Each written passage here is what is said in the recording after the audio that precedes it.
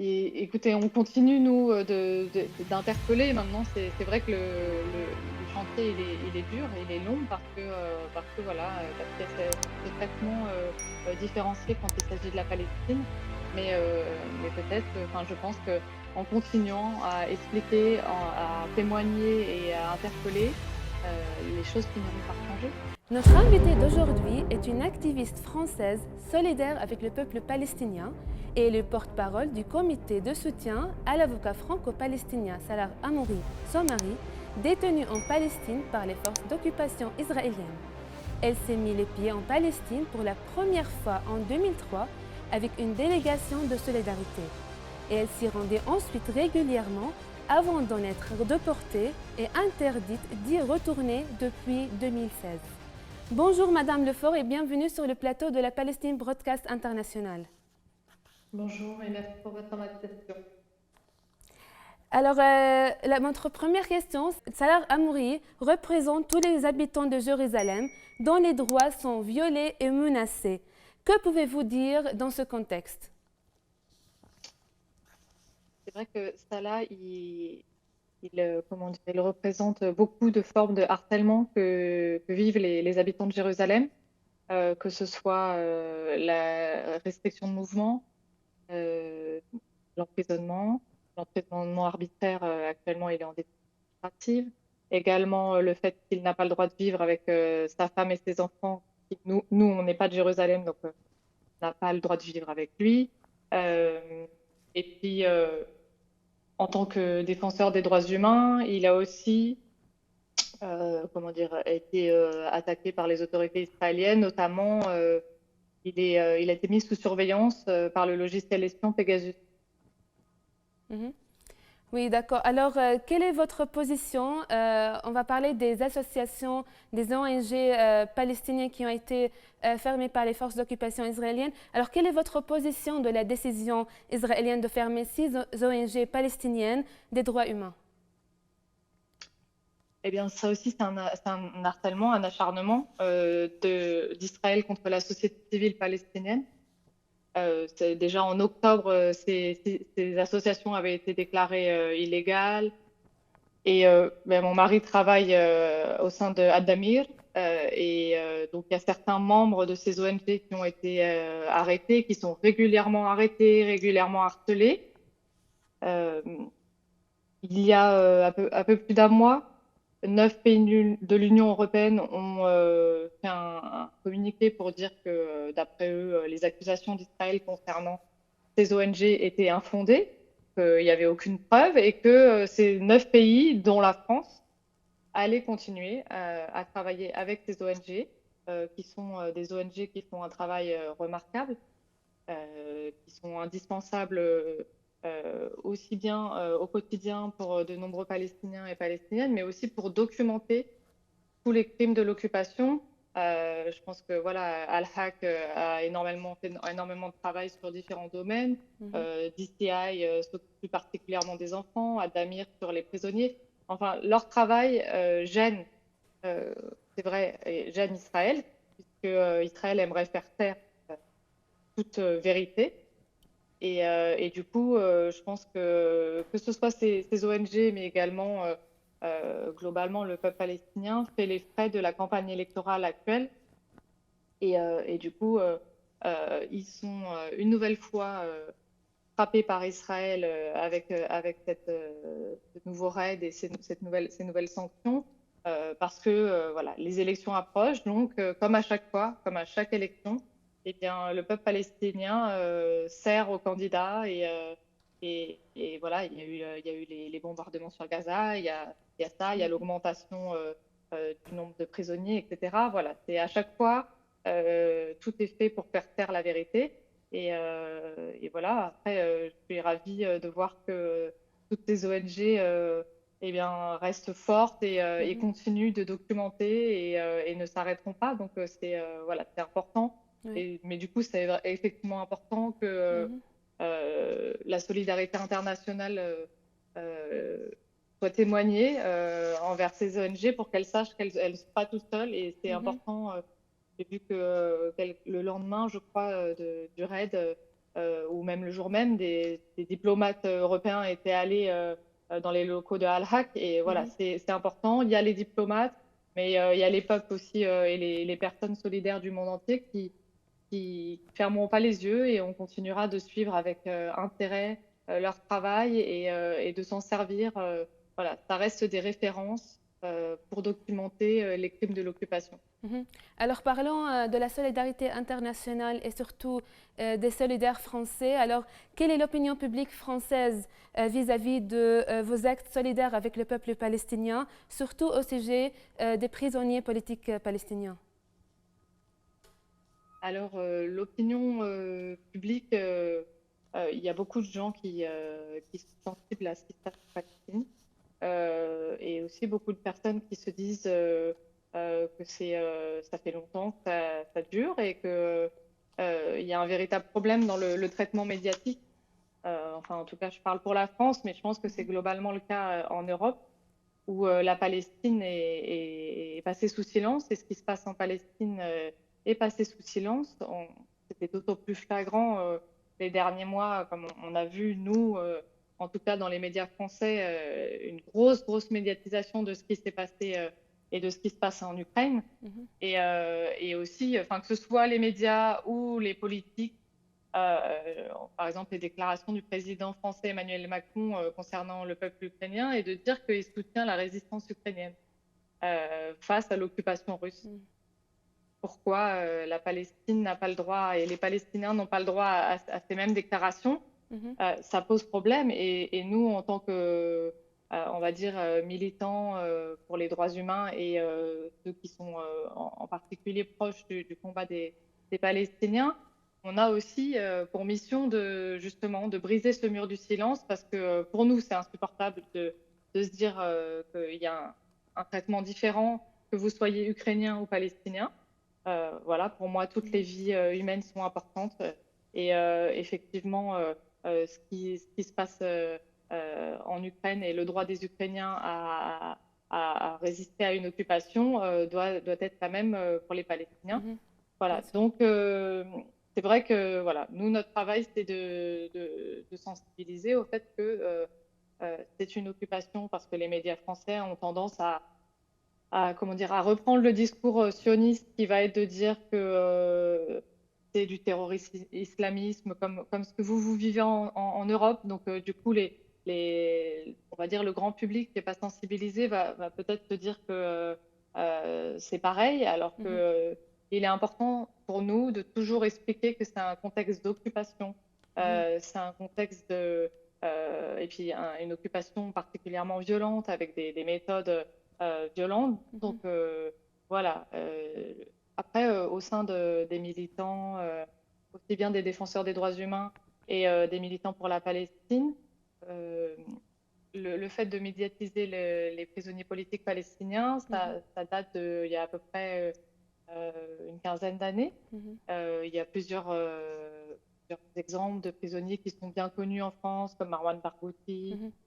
Khalid Ajarar et bien sûr Salah Hamouri. Mais voilà, les gens savent de plus en plus que ça existe.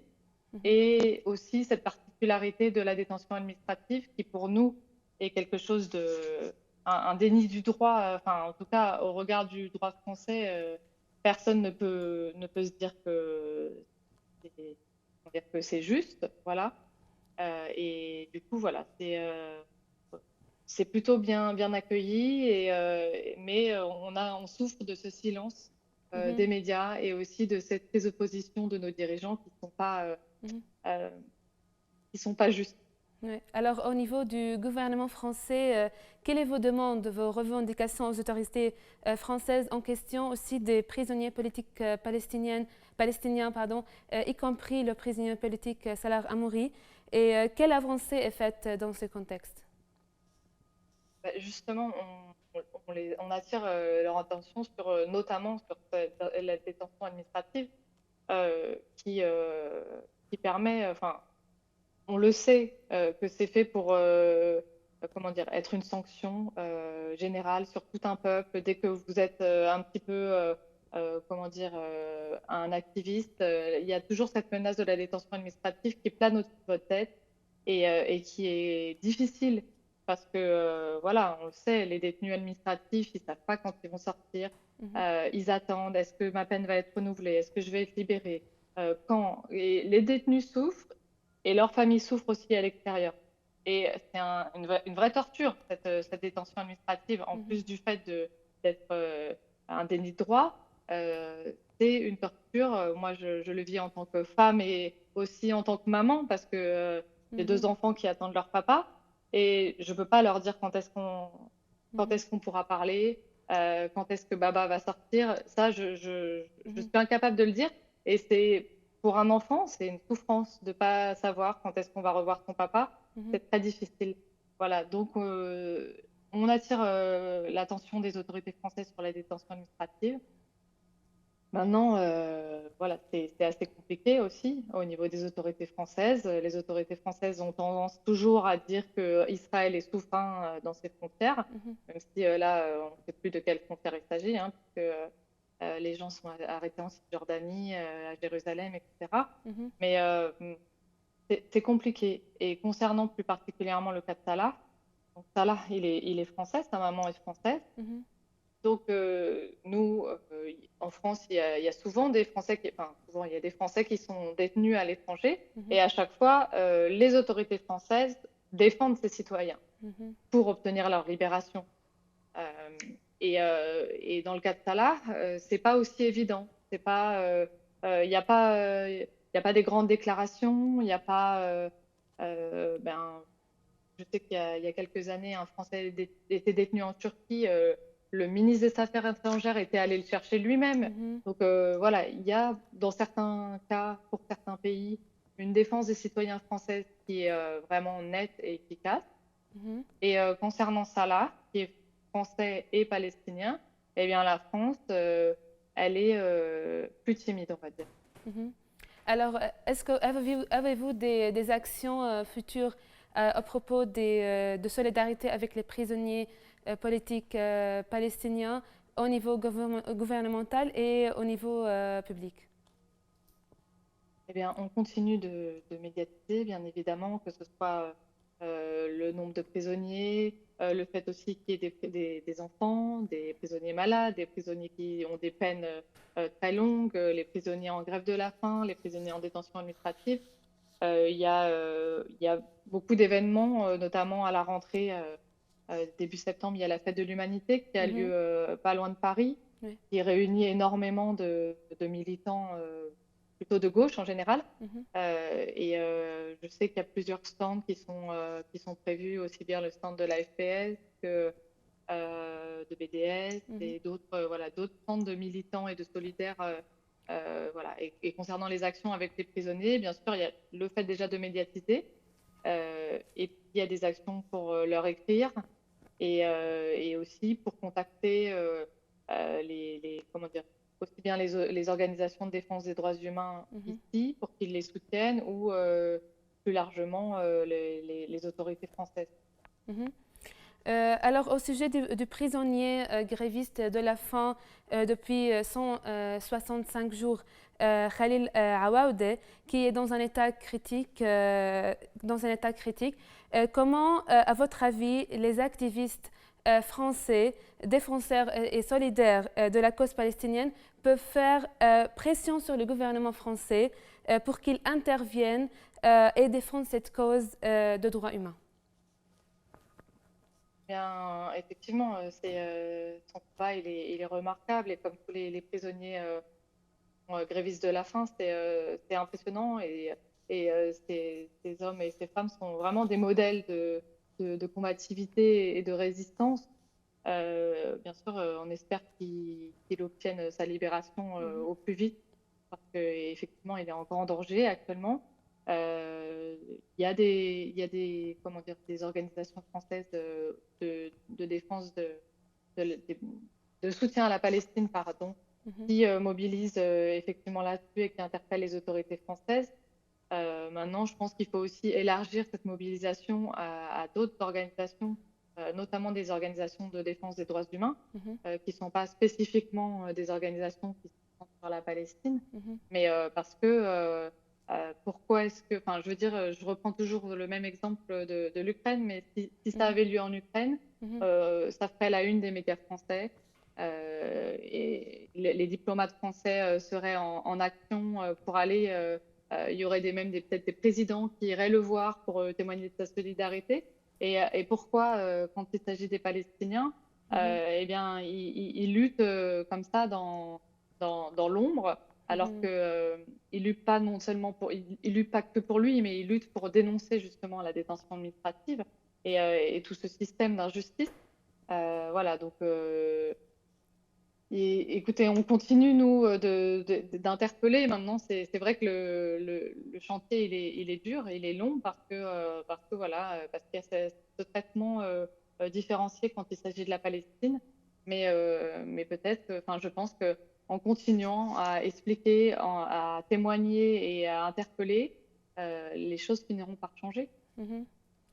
Oui, alors récemment, il y a 2 jours, le président de la République française, Emmanuel Macron, a parlé pour la première fois le 22 août dernier de Salah Hamouri lors d'un appel téléphonique avec le Premier ministre israélien Yair Lapid. Est-ce que cela va vous donner un peu d'espoir sur la question des prisonniers politiques palestiniens? Écoutez, moi, ça fait depuis 15 ans que je participe aux actions, notamment pour Salah. Et c'est la première fois depuis 15 ans que sur le site de l'Élysée, le site internet de l'Élysée, le nom de Salah est indiqué. Ni sur le site, ni sur les Twitter, ni dans la bouche du président, que ce soit Emmanuel Macron, mais ceux d'avant, son nom n'avait jamais été cité. Donc là, on savait qu'il y avait eu des actions en catimini entre les diplomates ou peut-être des fois entre le président et ses homologues israéliens, mais jamais ça n'avait été médiatisé. Alors bon, là, il médiatise le fait que ça a eu lieu. On ne sait pas ce qu'a répondu Yair Lapid, on ne sait pas ce qu'il a dit. Et nous, en tant que famille, on n'a pas non plus été informés.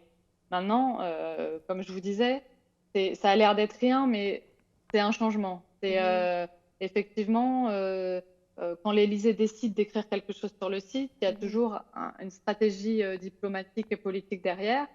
Et j'espère que c'est bon signe que ce soit pour Salah, mais que ça veut dire que peut-être la France veut peut-être s'engager un peu plus dans la voie de la justice. Enfin, en tout cas, c'est ce que j'espère. Et voilà, donc on va suivre de près. Le 5 septembre, Salah saura si sa détention administrative est terminée ou si il est libéré ou si, puisqu'il y a une procédure de révocation de son titre de séjour de Jérusalem, s'il est expulsé vers la France. Voilà, on saura ça. Et pour moi, clairement, la liberté de Salah, la clé de la liberté de Salah, elle est dans les mains du président Emmanuel Macron. Il n'y a personne d'autre qui a la solution. Il n'y a personne d'autre qui peut obtenir des Israéliens qu'ils arrêtent d'harceler ce Français. Voilà, je pense que, mais bon, tout est une question de choix politique et de volonté. Et on verra le 5 si ça a permis une avancée ou s'il faut continuer. Voilà, de toute façon, on continuera de parler des prisonniers quoi qu'il arrive. Je vous remercie, Madame Elsa Lefort, activiste et solidaire avec la cause palestinienne, d'avoir été avec nous ce soir. Merci à vous. Merci beaucoup. Et merci à vous de nous avoir regardés. Je vous souhaite une très bonne soirée.